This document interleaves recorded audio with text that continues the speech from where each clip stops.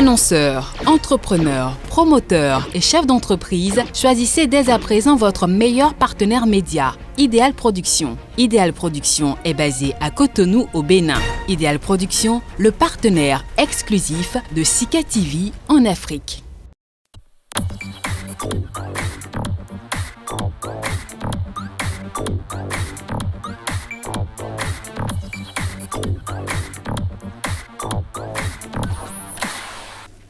Bonjour à tous, bienvenue dans votre émission Droit et Justice. Droit et Justice qui s'intéresse aussi dans ce numéro à la vie carcérale en Afrique, notamment les droits des détenus. Nous sommes toujours avec un praticien du droit, notre invité Maître Aboubakar Baparapé. Bonjour Maître. Oui, bonjour Monsieur Salano. Merci infiniment. Merci d'accepter notre invitation. Je vous rappelle aussi que vous êtes le président de l'ODHP, entendez l'Organisation pour la défense des droits de l'homme et des peuples au Bénin. Exactement. Dans le numéro précédent, Maître Aboubakar Baparapé, vous rappelez d'ailleurs, disons, les différents droits dont dispose donc le détenu. Vous avez parlé du droit à l'alimentation, vous avez parlé donc du droit aux soins, le droit de recevoir la visite de son avocat, d'avoir donc un téléphone, voilà, des commodités.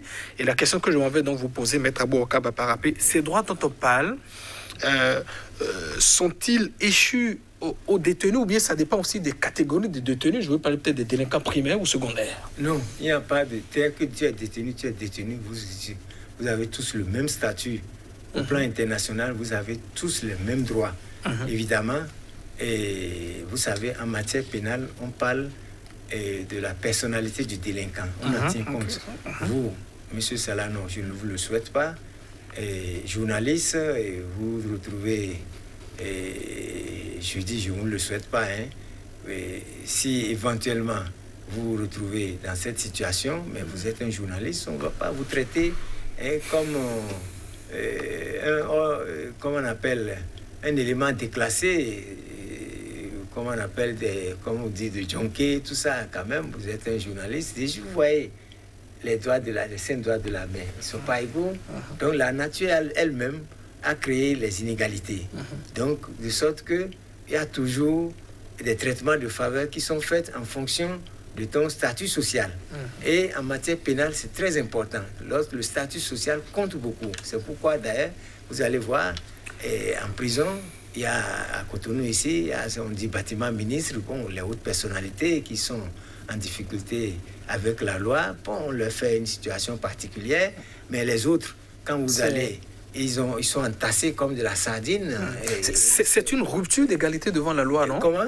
Est-ce que ce n'est pas une rupture de l'égalité devant la loi, des citoyens devant la loi, cette catégorisation dont vous parlez? Non, la Constitution elle-même, en son article 26, proscrit les discriminations et les inégalités sociales. Vous comprenez? Mais c'est dit dans la Constitution, mais en réalité, dans la pratique, ça ne se fait pas. Mais imaginez, lorsque les hautes personnalités veulent voyager, ils passent par le salon d'honneur, la classe VIP, classe affaires, voilà. Classe VIP, classe affaires. La société est ainsi faite. Même quand tu es un milliardaire, lorsque tu n'es pas une autorité, quand même, on se fait quand même passer parce que, ton statut te permet. Donc, voilà un peu la situation. Sur le principe, tout le monde a les mêmes droits. Dès lors que tu mets un pied en prison, tu as tous les droits qui sont issus à un détenu politique. Et c'est les conventions internationales sur les prisons et tout ça là qui le disent. Notre constitution elle-même, elle le dit.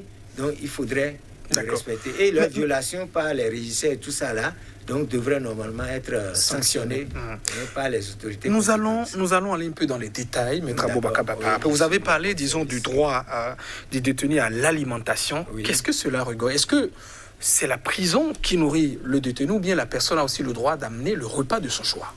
Ah oui. Qu'est-ce qu'on retient? Est-ce que quand on parle de droit à l'alimentation d'abord... Déjà, il a droit à une ration. De la prison, de la prison. Mais moi, j'ai fait 5 ans à Ségouana, donc je sais de quoi je parle. Et avant ça, je suis passé dans les commissariats avant que je n'aille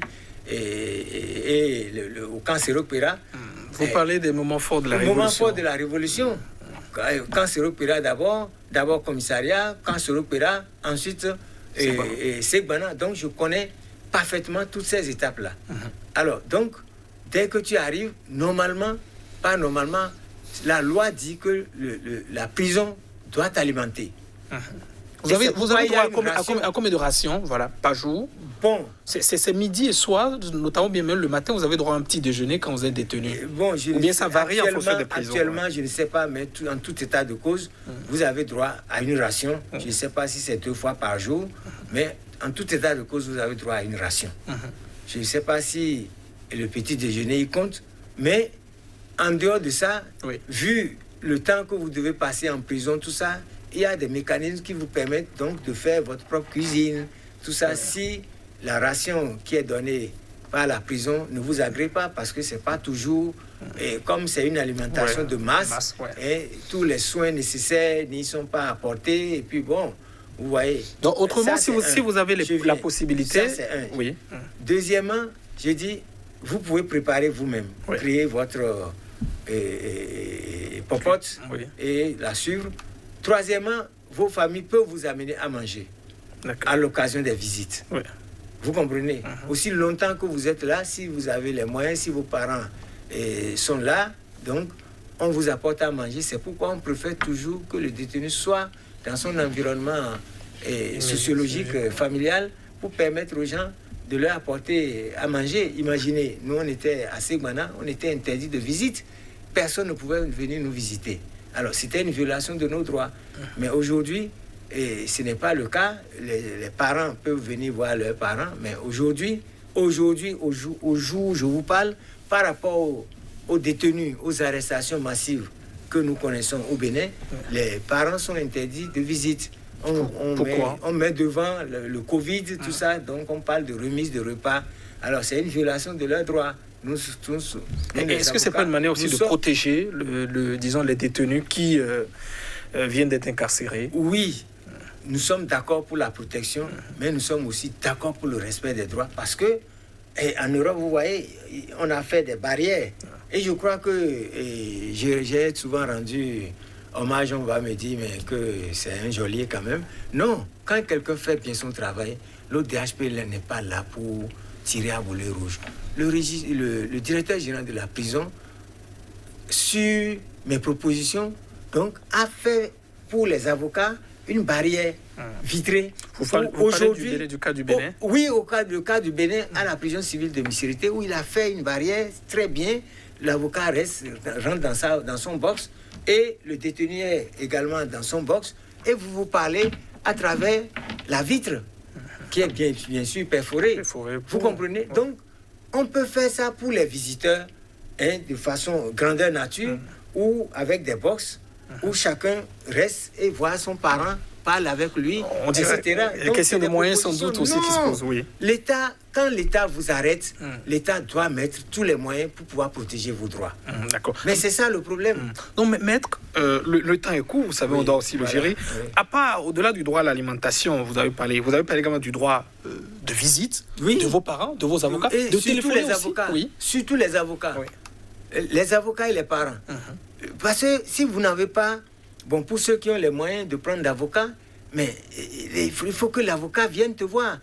Et que les régisseurs et les gardiens-chefs mettent prennent les dispositions pour que l'avocat puisse exercer son ministère. Parce que il s'agit des droits de la défense. Alors, si tu n'arrives pas à discuter, à échanger avec ton client, mais comment pourras-tu le défendre? Comment pourras-tu prendre en compte ses desiderata, ses préoccupations, l'orientation que lui veut que tu donnes à sa défense? Tout ça, c'est pas parce que toujours la vision de l'avocat n'est pas la vision de celui qui est en détention. Donc il y a souvent des ruptures donc de conception de défense entre le client et son avocat.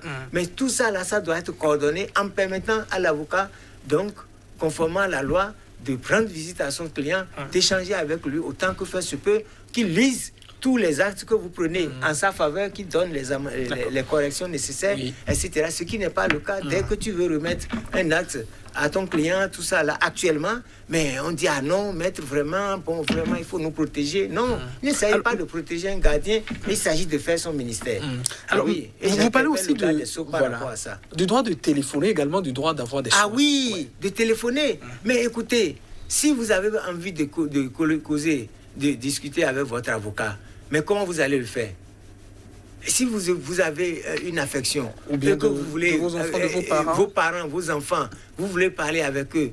Mais c'est pourquoi aujourd'hui, il y a une cabine téléphonique au niveau de la prison officielle. Ou bon, si tu veux échanger avec, donc tu vas là-bas, tu payes. Bien, c'est vrai, c'est un peu cher, mais quand même, ça existe. Le droit d'être informé de ce qui se passe dans le pays. Donc, la télévision, la radio. Télévision et la radio. Est-ce que vous voyez? Donc, autant de droits. Les droits aux soins aussi, vous avez dit? Mais aux soins, bien sûr. C'est pourquoi il y a une infirmerie. Et aux soins, il y a les soins primaires là. Et puis bon, lorsque ça dépasse le major qui est à la prison, mais soit le détenu lui-même, il demande à être évacué dans un centre de santé, ou bien c'est son avocat qui fait les formalités pour pouvoir faire évacuer son client vers le centre de santé, parce qu'il ne s'agit pas de faire mourir le client comme le détenu en prison, alors qu'on a la possibilité donc de lui de lui sauver la vie et de le passer en jugement pour qu'il puisse, qui dit que lorsque au cours de son procès, à l'issue de son procès, il sera retenu coupable. Rien. Donc c'est pourquoi on dit qu'il est présumé innocent. Étant présumé innocent, alors là, ces droits doivent être, même s'il est condamné, les condamnés aussi ont les droits. Alors, Maître Aboubakar Bapapé, la querelle de violation des droits des détenus que vous avez évoquée, est-ce la faute au régisseur, ou bien à leur hiérarchie, ou bien aux détenus même?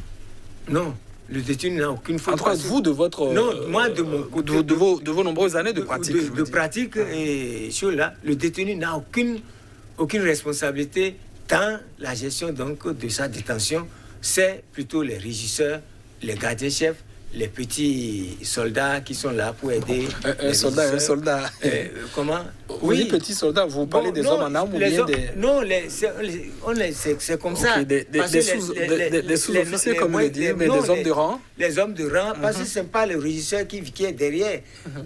Il y a un détachement de militaires qui est affecté donc à la garde des prisons. Oui, sur le Mirador, un peu partout pour sécuriser. Donc c'est eux que j'appelle les petits soldats. D'accord. Ou bon, excusez-moi peut-être le thème. Donc disons les soldats qui sont là pour ça. D'accord. Mais tout cela concourt à la violation violente, comme le dit un syndicaliste. Mais 10 secondes pour un petit message, un petit appel, 10 secondes, on a fini. Merci beaucoup. J'en appelle vraiment au garde des Sceaux par rapport à tout ce qui se passe, parce que lui-même a dit qu'on est en train de ratisser l'âge pour remonter jusqu'au commanditaire. Mais c'est une razzia. Alors donc, s'il y a un razzia, il faut bien qu'il y ait respect des droits. Donc j'en appelle le garde des Sceaux. Merci. Et le régisseur le directeur général de la prison, qui déjà fait son travail, mais il n'a qu'à en collaboration. Et le procureur spécial par rapport donc aux gens qui sont arrêtés pour voilà, vous parlez du cas du Bénin. Merci à vous, Maître Aboubakar Bapapé. Je rappelle que vous êtes avocat au barreau du Bénin. Vous êtes aussi le président de l'ODHP, entendez, l'Organisation pour la défense des droits de l'homme et des peuples au Bénin. Merci d'être passé ici pour nous élucider sur la question des droits des détenus. Mesdames, Messieurs, ce sera tout pour cette émission ce numéro de votre émission. Au revoir.